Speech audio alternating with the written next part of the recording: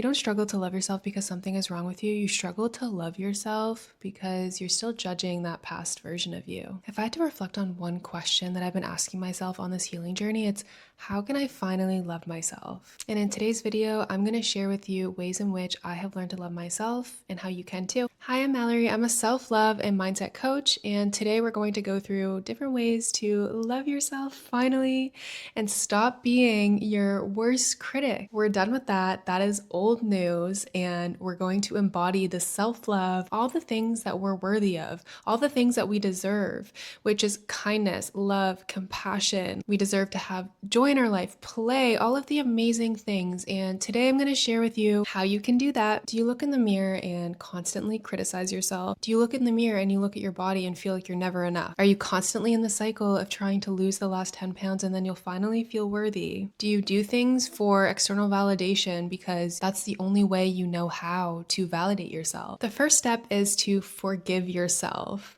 Forgive yourself for all the past mistakes that you've made. Forgive yourself for the choices and the things that you've done in the past that maybe don't align with the version of you that you are now. Throughout our lives, we make mistakes, as we do as humans who are not perfect. No one in this world is perfect. What we do is we carry around this backpack, let's say, and every time we make a mistake, we put a big rock in the backpack and we carry this backpack around with us for our whole lives unless we consciously forgive ourselves. And that backpack can get pretty damn heavy. So unless we learn to forgive all of the past mistakes, and if you can look at the situation from a place of learning, what did I learn from this experience? What can I do differently next time? I believe there is no such thing as failure. There's no such thing as making mistakes. You did something, you learn from it. When you have a situation in the future, you choose different. Another big thing that plays a part in this is from ages 0 to 7, we are like a sponge. What we consume, what we are around, what our childhood is like, this is going to play a big factor on how you show up and how you talk to yourself and the limiting beliefs and the core beliefs that you hold in your body. For example, for me, I grew up with amazing parents, but something happened in my childhood where I started to assume that I'm not worthy of love and I'm not good enough. This played out in my adult years for years and years and years, underlying all of the decisions and the choices that I made in my life. If we have these core beliefs underlying our decisions and our thought processes, this is going to impact how easy it is to love ourselves because our thoughts impact our emotions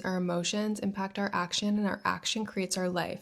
And so if you have a belief that you're not good enough, this is going to create thoughts of you not being good enough. The thoughts are going to create emotions. The emotions are going to create action in your life, and then the action in your life creates your results. We have to rewire this from the ground up, which is tackling your limiting beliefs. I'd love for you to ask yourself, how can you forgive yourself today for something you did in the past? You can do this through repetition and emotion. That is the language of the subconscious mind, getting clear on the limiting beliefs that you have, and then rewiring those through repetition and emotion. Another big way is to stop comparing yourself to others. I love the quote where it says, comparison is the thief of joy. And it's so true. We are all on our unique journey. How can you embrace yourself a little bit more today instead of looking outside of you and comparing yourself to the people around you? We are all on a separate journey. We all have a different purpose, and it's okay for us to be different. Life would be pretty boring if everyone was the same. The next step to loving yourself is accepting yourself as you are right now while allowing yourself to continue to become better each and every day. We tend to believe that if we accept ourselves and we're just kind to ourselves, then we won't be motivated to become a better version of ourselves, which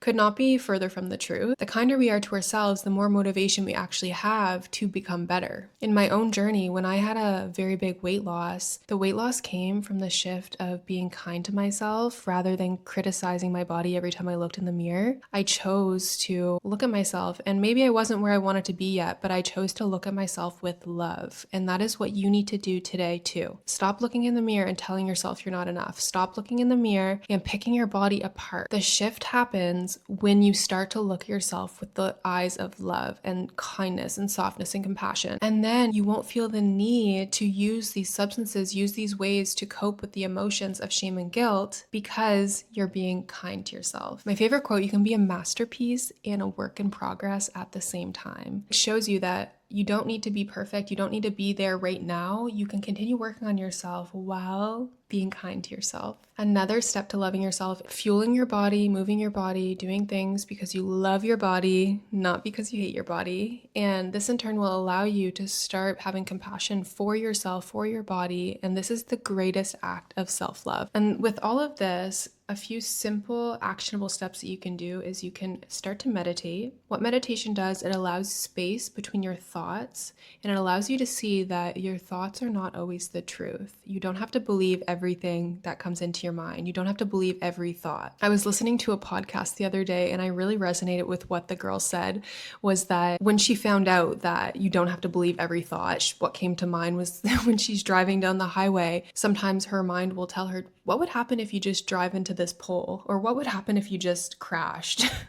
And it's funny because I resonated with that. I'm like, I definitely have had that thought before. We have no intent to actually go and crash the car or drive into the pole, but our minds just play tricks on us. Our minds just go a million miles a minute. Meditation can really help quiet that little chitter chatter and allow you to separate your thoughts and recognize the difference between a thought versus you as the observer in the back of your mind. And another way is journaling out all the things you love about yourself, journaling out why you're lovable, evidence to why you are worthy of love, and evidence to why you should love yourself. Write out all the things that you love about yourself in a journal multiple days in a row. You will start to really feel the shift. That is one of the practices that I teach my clients in my one-to-one coaching program, is write out 50 things that you love about yourself, no matter what it is. 50 things that you love about yourself. It can be tough for someone who hasn't ever put their focus on what you love about yourself, where it's always been in the negative. But this journaling prompt can allow you to see yourself in a different light. And remember, the wound is the place that the light enters you. You don't need to run away from all of these thoughts. You can allow them. You can separate yourself from believing that they're true. You don't need to run away from yourself anymore. You can look at the places that you've been trying to hide, the shadow self, and you can allow it to be ripped wide open. Allow yourself to look at these parts,